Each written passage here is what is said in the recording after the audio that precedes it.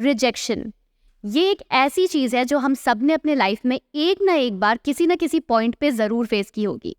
मैंने सबसे पहली बार फेस की थी 2020 में, ड्यूरिंग द कोविड, जब इंग्लिश बोलने में ब्रेक लग गया था एंड मैं इंग्लिश फ्लुएंटली नहीं बोल पा रही थी।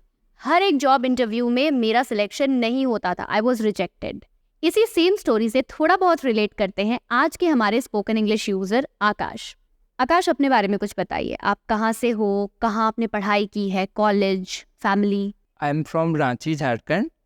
My schooling was in Ranchi, Jharkhand, and I completed my MBA from Chandigarh University with dual specialization in finance and marketing. And I have one brother and one sister. Sister is married, and one brother-in-law. तो आकाश, जैसे आपने बताया कि आपने रांची से पढ़ाई की है, तो आपका स्कूल इंग्लिश मीडियम था या Hindi medium? My schooling was in English medium and CBSE board. तब तो आप इंग्लिश में बहुत फ्लुएंट हो गए। नहीं, ऐसा नहीं है। ऐसे लोगों का सोचना है कि अगर आप इंग्लिश मीडियम से पढ़े हो तो आपकी इंग्लिश बहुत अच्छी होगी, कम्युनिकेशन बहुत अच्छा होगा, बट ऐसा नहीं है। हमारे स्कूल में ये था कि हिंदी और इंग्लिश दोनों था। नाम था सीबीएसई बोर्ड, बट वहाँ पे आप हिंदी में बोल सकते हो, कंपलसरी नहीं था।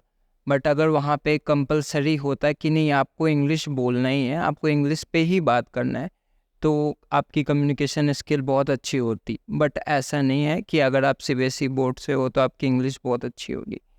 तो मतलब एनवायरनमेंट नहीं था इंग्लिश? हाँ, एनवायरनमेंट नहीं था। ओके। तो आकाश, आपने जॉब कब से स्टार्ट की?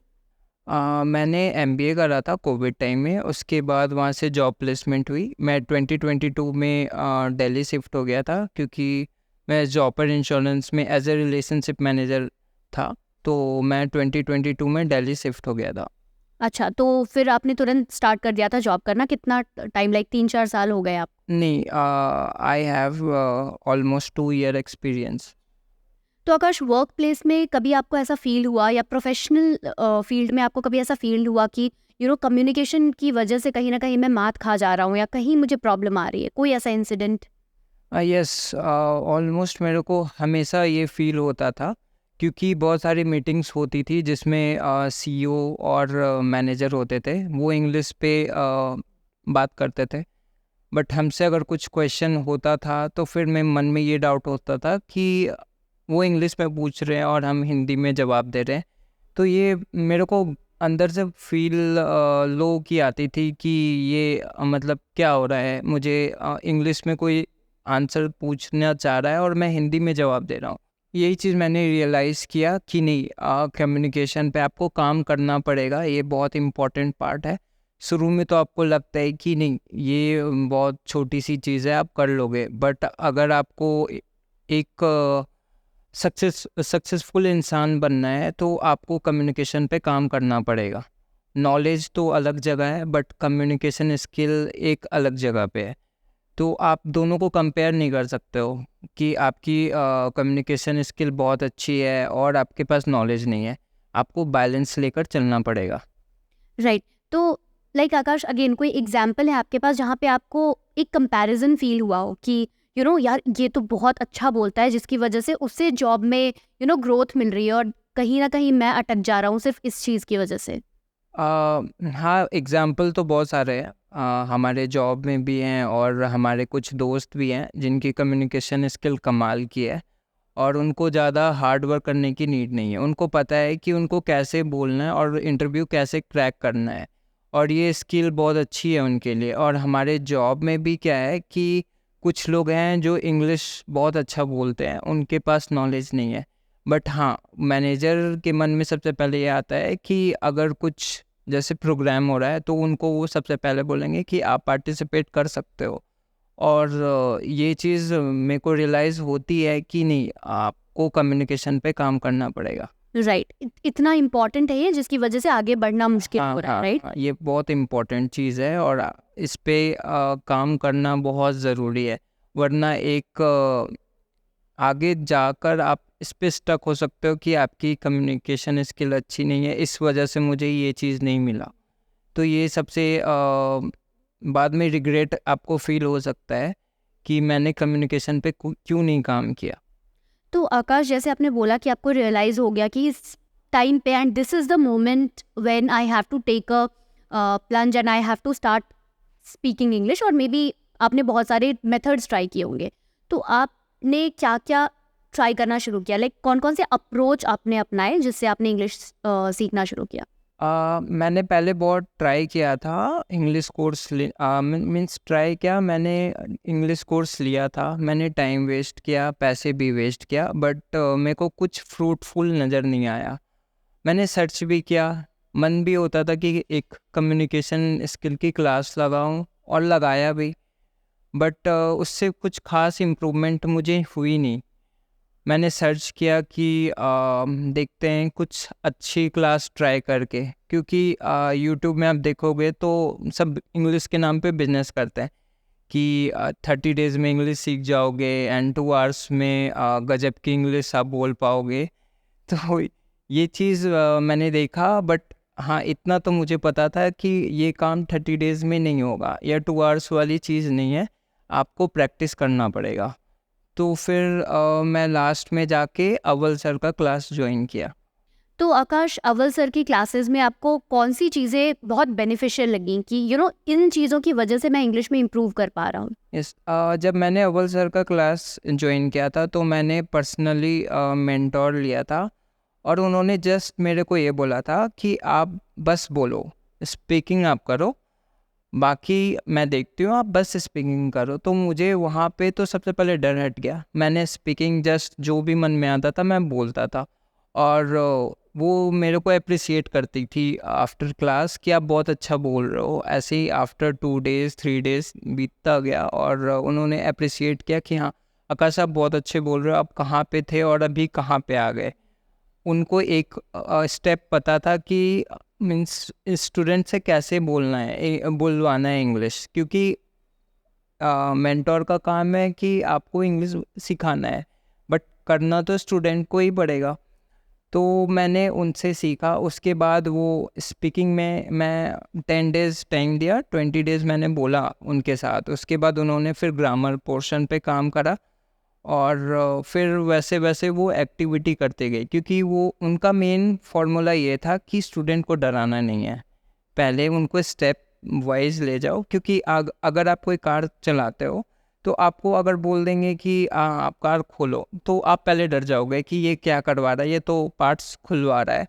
बट उन्होंने ये नहीं बोला, पहले बोला कि आप गाड़ी चलाओ, पहले आप ब्रेक और एक्सीलेटर पे काम करो, देन फिर आप गाड़ी के पार्ट्स के बारे में जानना। तो उन्होंने उस फॉर्मूला से मेरे को इंग्लिश सिखाया। जो मेरी मेंटोर थी वो, उनका नाम नंदिता है, बहुत ही स्पेशल मेंटोर हैं वो, और बहुत सीरियस मेंटोर हैं, और उनको पता है कि स्टूडेंट से कैसे इंग्लिश पे काम करना है, स्टूडेंट को कैसे बोलना है, उनको अच्छे तरीके से पता है। और इंग्लिश जब वो पढ़ाती हैं तो उनका सबसे पहले मेन काम होता है कि आप स्पीकिंग पे ध्यान दो, और होमवर्क ये सब का आप टेंशन छोड़ दो, बाकी आप स्पीकिंग पे ध्यान दो। उसके बाद वो अप्रिशिएट करती है कि आप बहुत अच्छा बोल रहे हो।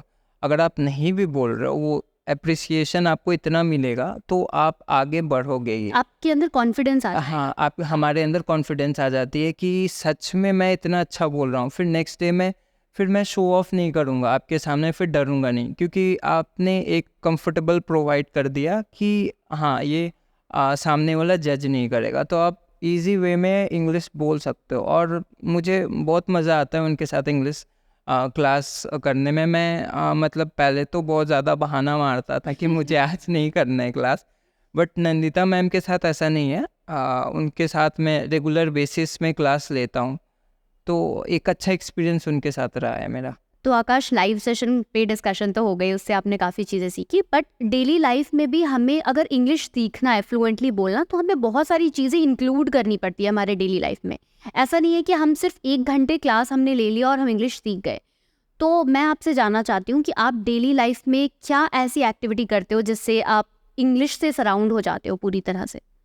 देखिए, मैं आफ्टर क्लास में ज़्यादा दिमाग नहीं लगाता। मैं सबसे पहले ये सोचता हूँ कि मुझे इंटरेस्ट क्या चीज़ में है। तो मुझे इंग्लिश मूवी बहुत पसंद है, तो मैं पहले इंग्लिश मूवी हिंदी में देखता था, और अब क्या है कि इंग्लिश में थोड़ा इंटरेस्ट आ गया है, तो मैं एक कोशिश करता हूँ कि सब टाइटल ऑन कर लूँ और इंग्लिश मूवी देखूँ। अब मैं इंग्लिश आराम से 3 आवर्स 2 आवर्स जितने की मूवी है मैं आराम से देख सकता हूँ विदाउट स्टॉप किए हुए। और मुझे ऐसा नहीं है कि हो रहा है कि अदर लैंग्वेज में मूवी चल रहा है तो मुझे कुछ बोरिंग फील हो, मुझे ऐसा बिल्कुल नहीं लगता। और दूसरी चीज़, मुझे कार्टून बहुत पसंद है, तो मैं कार्टून देखता हूँ यूट्यूब में 5 मिनट 10 मिनट्स।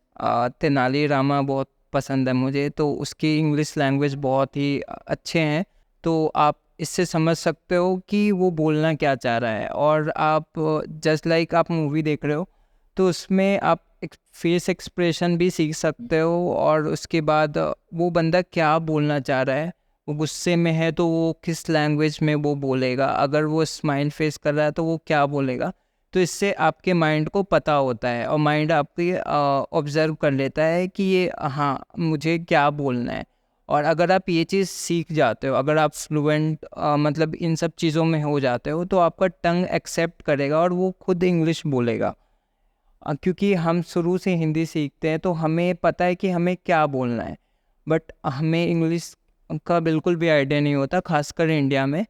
तो जब हम कोई लैंग्वेज को सीखते हैं, अगर कंटिन्यूसली देख रहे हैं, तो वो मैं ये चीज़ रियलाइज़ किया हूँ कि मैं कंटिन्यूसली अगर वो चीज़ को देख रहा हूँ, वो काम कर रहा हूँ, तो वो ऑटोमेटिकली मेरे टंग से निकलता है।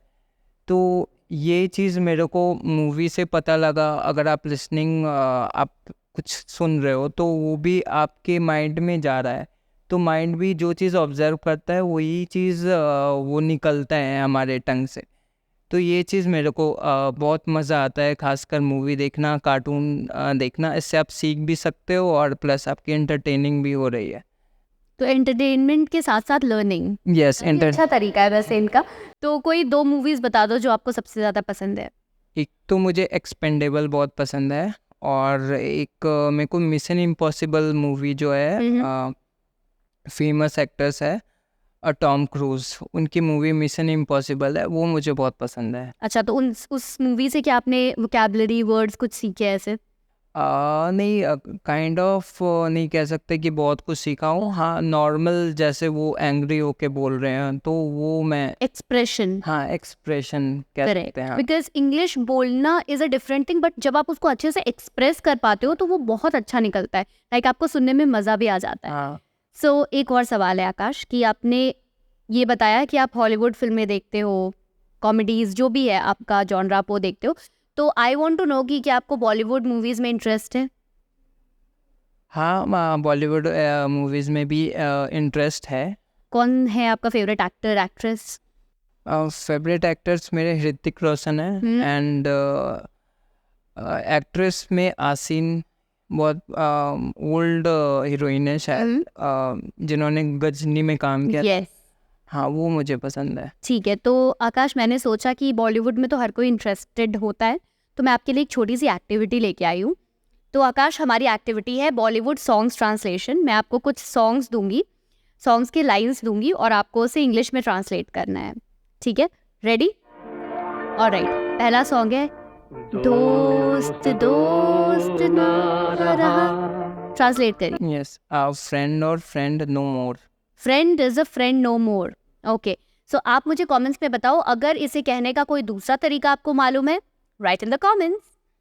दूसरा, मैं तो रास्ते से जा रहा था, मैं तो भेलपुरी खा रहा था। I was going through the road, I was eating bhelpuri. Correct. Okay, आपको अगर कोई दूसरा तरीका पता है इस सेंटेंस को लिखने का, इस बॉलीवुड सॉन्ग को लिखने का, तो राइट इन द कमेंट्स। सो आकाश, आपने ऑलरेडी अपने जर्नी में ये सारी चीज़ें बताई कि आपको कब रियलाइज़ हुआ कि इंग्लिश सीखने की ज़रूरत है, कैसे आपने अपनी डेली लाइफ में इंग्लिश को इंक्लूड करके, चाहे वो लाइव सेशन हो, चाहे मूवीज़ हो, इन सारी चीज़ों को इंक्लूड करके आपने इंग्लिश सीखी है। तो अब मुझे बस ये जानना है कि आपने क्या आपको डिफरेंस दिख रहा है वो पहले वाले आकाश में, जिसको प्रॉब्लम होती थी इंग्लिश बोलने में या कॉन्फिडेंस नहीं आता था, उस आकाश में और आज के आकाश में क्या डिफरेंस है?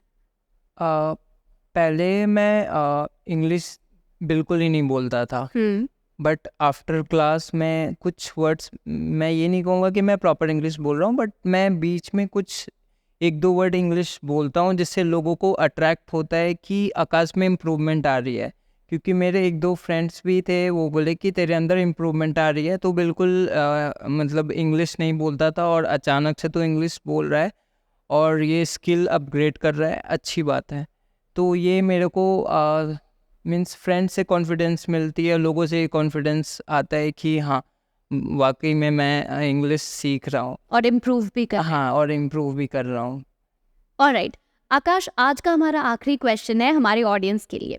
एक मैसेज जो आप उन लोगों को देना चाहते हो जो इंग्लिश सीखने में शायद आज भी झिझकते हैं, या फिर उनको रियलाइज ही नहीं हो पा रहा है कि इंग्लिश हमारे लाइफ में, जैसे आपने कम्युनिकेशन की बात की कि कम्युनिकेशन स्किल्स सीखना कितना इंपॉर्टेंट है, तो उन लोगों को आप क्या मैसेज देना चाहोगे? देखिए, मैं मैसेज यही दूंगा, अगर 10th क्लास के बच्चे हैं तो आप ठीक है, आप स्टडी हार्ड कर रहे हो, कोई बात नहीं, बट आपको कम्युनिकेशन में कहीं ना कहीं ध्यान देना चाहिए।